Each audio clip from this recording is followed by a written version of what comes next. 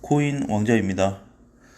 자, 오늘까지는 전반적으로 테이퍼링에 대한 그 전에 상승폭이 좀 두드러지게 나오고 있다라는 부분에 대해서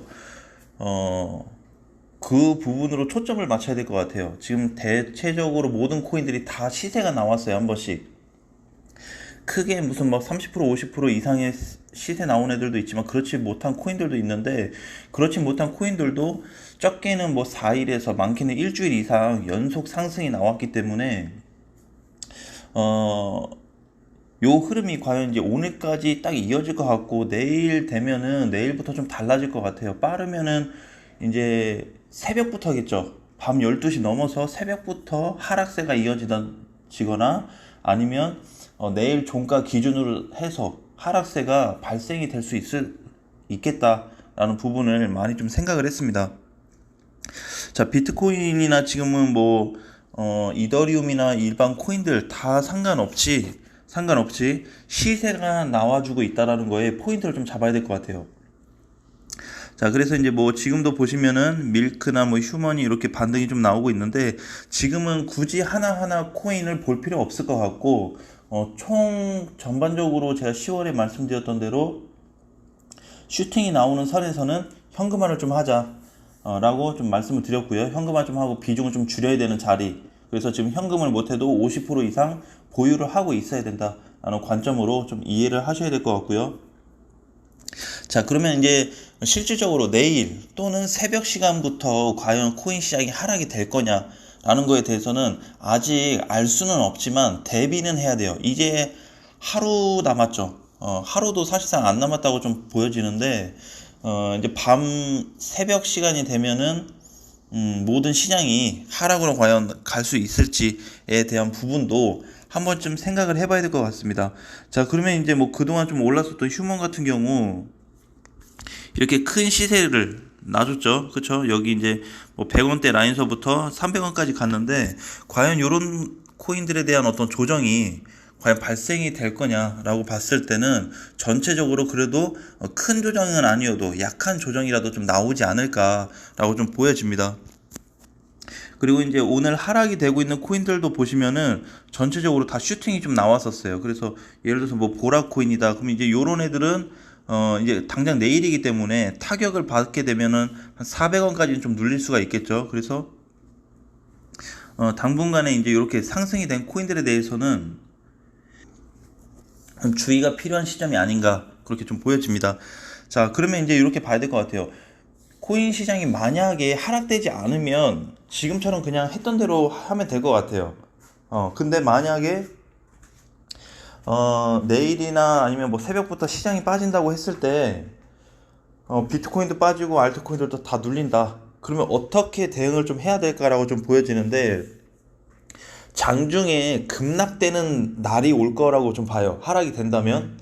급락이 된다는 거는 비트코인이 10% 이상 떨어지든지 아니면은 알트코인들이 뭐 10% 이상 20% 이상 떨어진다든지 했을 때 그 시점이 추가 매수 또는 신규 매수 공략 자리가 아닐까라고 좀 보여집니다. 네, 그래서 오히려 하락이 된다면 기회장이 올 수가 있고, 뭐야, 테이퍼링 발표했는데 생각보다 시장 뭐 아무렇지도 않네 라고 했을 때는 그냥 지금처럼 좀 비슷한 패턴으로 가면은 될 것 같아요. 왜냐면은 그 상황에서는 아직 아무런 반응이 없다라는 거는 실질적으로 선 반영이 됐거나 아니면 후 반영이 될 수가 있어요. 발표 후에 발표 이상이 생길 수가 있는 거죠. 그래서 발표를 내일 했는데 아무 이상이 없다라고 했을 때는 기존 패턴으로 이어가되 주말까지는 체크를 하셔야 됩니다. 주말까지.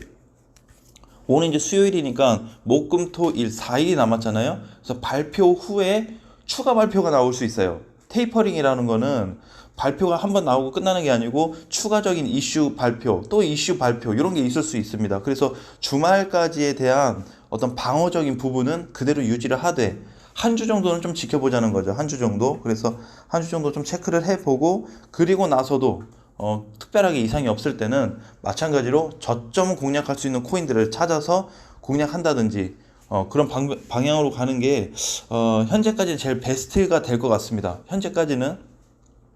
그래서 제가 지금 이제 말씀드리는 거를 정리를 좀 하면 시장이 빠졌을 때와 안 빠졌을 때를 말씀드렸죠. 안 빠졌을 때는 기존대로 유지하고 빠졌을 때 시장이 막 10% 20% 밀린다 했을 때는 오히려 신규 매수나 추가 매수 관점으로 가야 되는데, 과거에도 보시면은요, 비트코인이 막 5% 이상 10% 이상 빠지면은 알트코인들은 20%씩 빠졌거든요.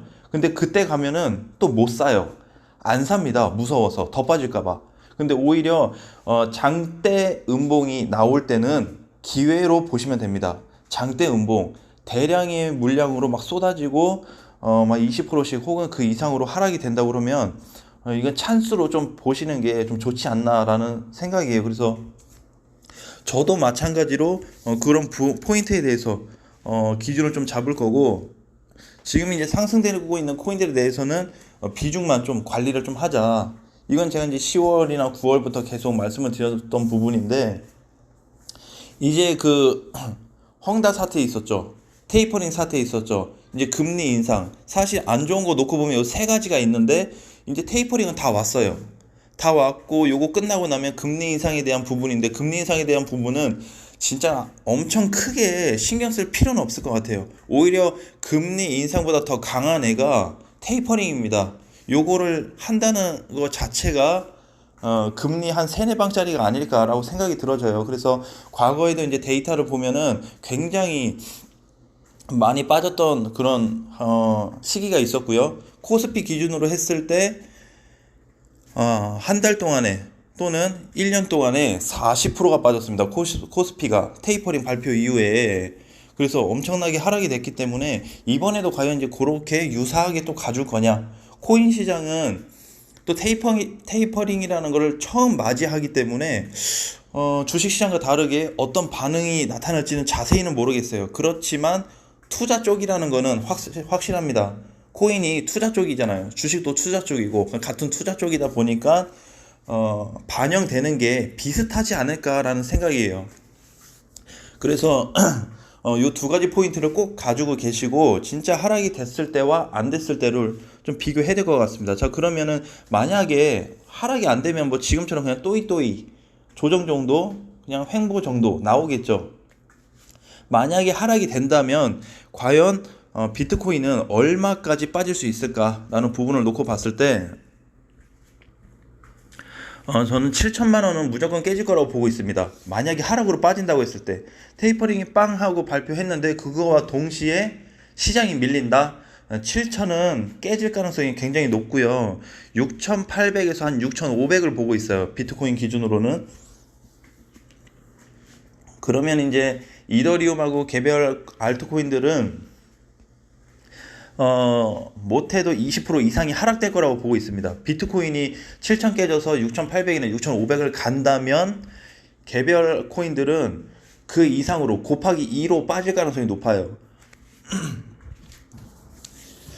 그래서 이제 이 하락에 대한 부분을 놓고 공격적인 부분으로 또 갈 거냐, 이게 또 개인 성향에 따라 달라지는 거죠. 하락으로 안 갔을 때는 우리가 아무런 이상이 없습니다. 지금하고 그냥 똑같아요. 시장이 왔다 갔다 하는 것 뿐이죠. 근데 하락으로 간다고 했을 때는 그 준비를 또 어떻게 할 거냐, 또 파트가 또 두 가지로 나눠질 겁니다.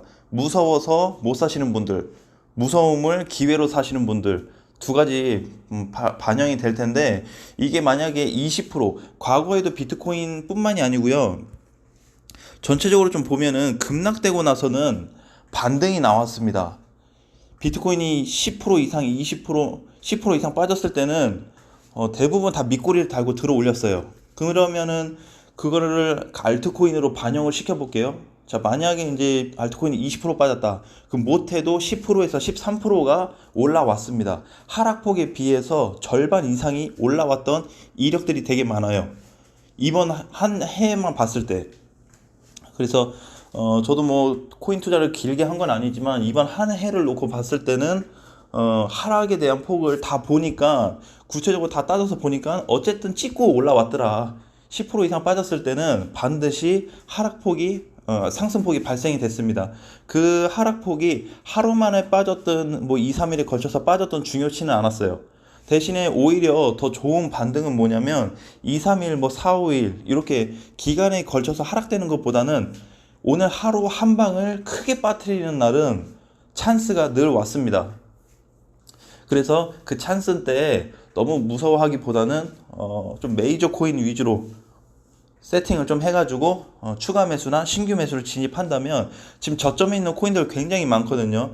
제가 지금 업비트에서만 봐도 4개 코인이 좀 보여지고 있습니다. 저점에 있는 코인들이. 그래서 그런 코인들을 한번 공략할 수 있는 시기가 제대로 올 거다. 하락이 된다면, 하락이 안 된다면 그냥 갸우뚱하는 시장이 돼버릴 것 같아요. 갸우뚱. 뭐지? 테이퍼링 발표했는데 시장에 아무런 데미지가 없네? 라고 이렇게 생각이 될 수 있는데, 그래서 발표 후에도 우리가 막연하게 아무 이상이 없구나 라고 하기보다는 한 줄을 놓고 좀 지켜봐야 된다. 그래서 그 사이에 기사가 터질 가능성이 있어요. 그래서 하락으로 보는 게 1차적인 거는 발표했을 때 기준으로 보고, 2차적인 부분은 1차 때 안 터지고 야중에 추가 뭔가 발표가 있었을 때 발생이 될 수 있기 때문에 그 부분만 초점을 두고 잘 공략하시면 될 것 같습니다. 자, 이번 시장은 저는 그렇게 보고 있어요. 연말 끝나기 전에 마지막 하락세가 될 수 있다. 연말 끝나기 전에. 지금 뭐 금리 인상도 막 얘기가 나오고 자주 하는데, 지금 일단 가장 눈앞에 있는 거는 테이퍼링이기 때문에 이거에 대한 하락폭을 우리가 무슨 포인트로 좀 잡을 거냐에 따라서 공략을 반드시 좀 해야 되는 부분이다 라고 좀 보여집니다. 그래서 기회만 잘 잡아서 한다면 올해 연말부터 해서 내년 초까지는 꾸준히 끌고 갈 수 있는 코인들로 가져간다면 큰 수익이 발생될 수 있다. 대신에 시가총액이 너무 낮은 코인들에 대해서는 약간 손실이 발생했어도 그냥 던져버리고 비중 자체를 메이저에 많이 실어놔야 되는 시기다 라고 말씀드리겠습니다. 자, 오늘 시장도 화이팅 하시고요. 다음 시간에 다시 뵙겠습니다.